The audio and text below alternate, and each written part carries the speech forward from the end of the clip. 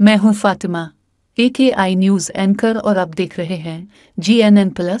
आइए जानते हैं आज की ताज़ा तरीन खबरें इस स्पेशल प्रोग्राम में। महंगाई के मारे आवाम को एक और झटका, यूनिट बिजली 7.5 रुपये तक महंगी।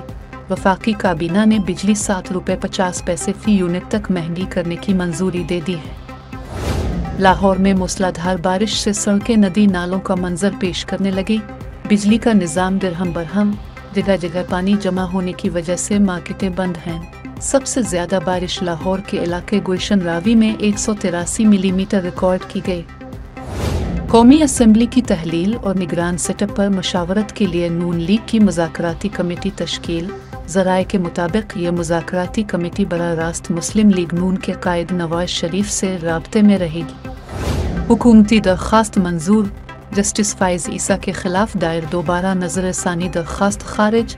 मौजूदा हुकूमत ने जस्टिस फ़ाइज़ ईसा के खिलाफ क्यूरेटिव रिव्यू वापस लेने की दरख्वास्त दी थी। मुस्लिम लीग नून के सीनियर रहनुमा अयाज सादिक का कहना है कि नवाज शरीफ सोच समझ कर वापसी का फैसला करेंगे। अगस्त में असेंबली कब तहलील होगी, इस तारीख का अभी फैसला नहीं हुआ है। इम्कान यही है कि 90 दिन का इलेक्शन अमल हो। 9 मई सानिहे की दोबारा तफ्तीश के लिए एक और JIT तश्कील।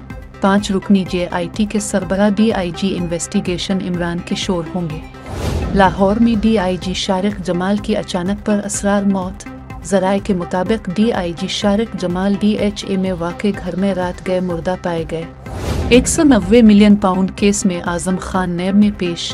तहकीकाती कमेटी को तफसील बता दी।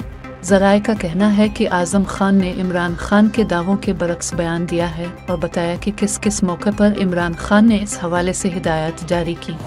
और वर्ल्ड जूनियर स्क्वाश चैंपियनशिप में पाकिस्तानी खिलाड़ी ने तारीख रकम कर दी। सेमीफाइनल में हमजा खान ने फ्रांसीसी खिलाड़ी को 3-2 से शिकस्त दी।